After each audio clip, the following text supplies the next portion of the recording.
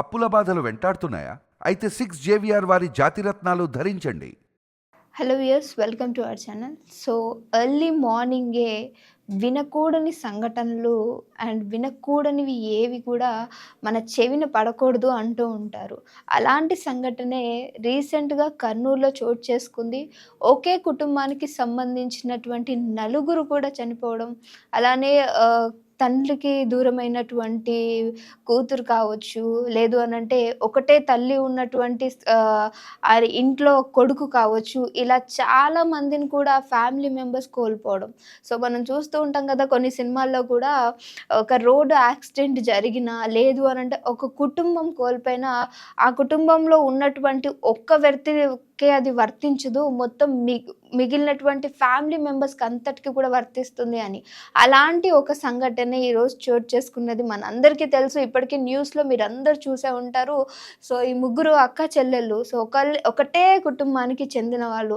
So వాళ్ళ తండ్రి ఎంత బాధపడుతున్నాడు అనంటే, వద్దు అని చెప్పినాక కూడా, నేను చెప్పాను నా వైఫ్‌కి రావద్దు, పిలవద్దని చెప్పు అన్నా సరే, నీకేం తెలీదు, పిల్లలు మనతో ఉండాలి, వాళ్ళ అన్నయ్య పెళ్లిలో ఎవరైతే వాళ్ళ అన్నయ్య ఉన్నారో వాళ్ళ పెళ్లిలో మనతో పాటు పిల్లలు ఉండాలని చెప్పేసి ముగ్గురిని కూడా పిలిపించుకున్న తల్లి ఈరోజు నేను అనవసరంగా నా పిల్లల్ని పిలిపించుకున్నానని ఎవరైతే ఈ ముగ్గురు ఉన్నటువంటి పిల్లల దగ్గరికి వెళ్ళి వాళ్ళ తల్లి ఏడుస్తుంటే అందరి హృదయాలు కూడా అక్కడ, ఎందుకంటే ఒకటే ఫ్యామిలీలో ముగ్గురు పిల్లలు, ఎంత చక్కగా నా పిల్లలు ఎంత బాగా చదువుకున్నారు, ఇప్పుడు నేను హైదరాబాద్ ఎప్పుడన్నా వెళ్ళాలన్నా నేను ఎవరి దగ్గరికి వెళ్ళాలి, నా పిల్లల్ని నేను పిలుచుకోవాలంటే నేను ఎలా పిలుచుకోవాలని ఆ తల్లి ఏడుస్తున్న విజువల్స్ మీరు పక్కన చూడొచ్చు.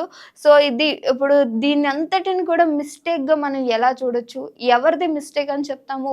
నాకు తెలిసినంత వరకు one of the major cause mistake అంటే అక్కడ ఏదైతే గుంట ఉందో, సో ఆ రోడ్ విజువల్సే అని చెప్తా నేనైతే. ఎందుకనంటే అక్కడ నిజంగా రోడ్డు కరెక్ట్‌గా ఉండుంటే ఏదైతే టిప్పర్ వస్తుందో ఆ టిప్పర్ అదుపు తప్పేది కాదు, ఈ బస్ మీద పడేది కాదు. సో ఈరోజు తిరిగి రాని లోకాలకు వెళ్ళిపోయిన ఆ ముగ్గురు పిల్లలకి ఒక సమాధానం తల్లిదండ్రులకి ఎవరు చెప్తారు? సో ఆళ్ళ తండ్రి ఏడుస్తున్నాడు, నాకు నా పిల్లలు ధైర్యం చెప్పారు అంటే, ఆళ్ళ నాన్న బస్ ఎక్కించడానికి తీసుకొని వెళ్ళినప్పుడు కూడా ఎవరో తెలిసిన వ్యక్తి అన్నారంట, ఆ బస్ కండిషన్ బాలేదు, ఎందుకు కొంచెం ట్రైన్ ఎక్కిస్తే అయిపోతది కదా పిల్లలనంటే, లేదు నాన్న టైం అయిపోతుంది వెళ్ళిపోతాము. మేబీ వాళ్ళ నాన్నకి తెలీదేమో బహుశా. టైం అయిపోతుంది అన్నది వాళ్ళు బస్‌కి కాదు, వాళ్ళ లైఫ్‌కే టైం అయిపోతుందని బహుశా అనుకోని ఉండరు. ఒక ఫ్యామిలీలో ఒకళ్ళు చనిపోయినా సరే ఆ సిట్యుయేషన్ అనేది చాలా చేంజ్ అయిపోతది. సో ఫ్యామిలీ అంతా కూడా టార్చర్ అది. అలాంటిది ఒకటే ఫ్యామిలీలో ముగ్గురు కూడా పోవడం అనేది, అది చాలా అసలు ఎవరు కూడా ఎక్స్‌ప్లెయిన్ చేయని, వాళ్ళకి ఆ పెయిన్ తీర్చలేరు. అలాంటిది ఇదే సిట్యుయేషన్‌లో చిన్న బాబో, పాపతో పాటు తల్లి అక్కడికక్కడే చనిపోయింది. కనీసము ఆ బాబుకి మేబీ తెలీదేమో, అంటే నేను ఇంత తొందరగా వచ్చేసాను బయటికి, మళ్ళీ అంతే తొందరగా నేను దేవుడి దగ్గరికెళ్ళిపోతాను అని. సో ఇదంతటిని కూడా ఒక రోడ్ ఇన్సిడెంటే నాకు కనిపిస్తుంది. సో ఈరోజు నేను ఒక యాంకర్‌గానో, మీ ముందుకు జర్నలిస్ట్‌గానో వచ్చేసి ఏదో చెప్పాలని కాదు.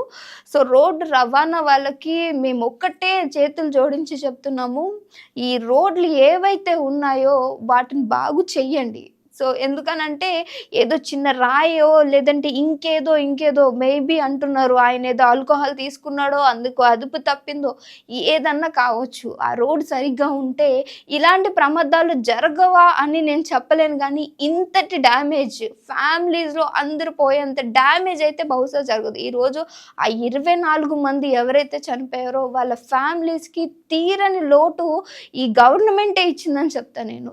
ఓ చిన్న పాప ఏడుస్తున్న విజువల్స్ చూడండి, మీకు పక్కన ఏడుస్తున్నాం. వాళ్ళ అమ్మ కోసం ఎంత ఏడుస్తుందో.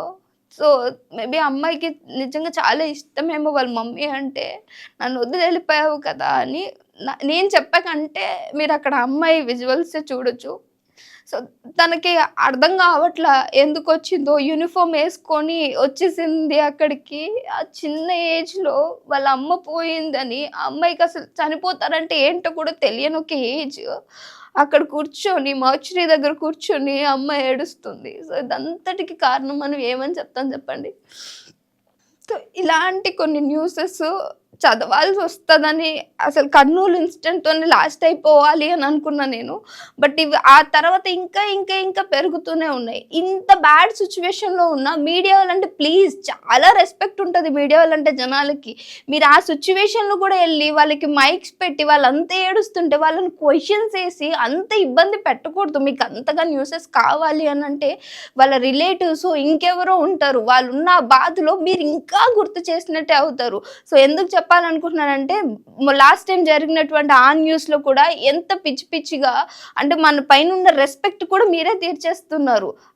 అంటే మొత్తం పోగొట్టేస్తారు. ఇంకా మీడియా వాళ్ళంటే ఇంతే, అసలు అక్కడ సమయం సందర్భం ఏమి ఉండదు, మొత్తం కూడా తీసేస్తారు అని.